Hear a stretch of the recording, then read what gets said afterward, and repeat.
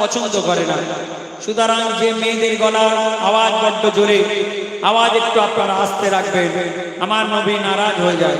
তাই আমার লেখক লিখলেন, এই নারী তোমার কণ্ঠের আওয়াজ জোরে হলে আল্লাহ নারাজ। জাহান্নামী নারী দুনিয়ায় চেনার উপায়, যাদের কণ্ঠ জোরে হয়। আর নারী যদি জোরে আওয়াজ করার হুকুম পেত,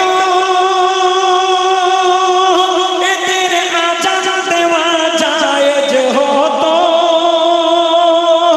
আর মিরাজ থেকে এসে নবী, ও মিরাজ থেকে এসে নবী সাহাবীদের শোনায়, সাহাবীদের শোনায়।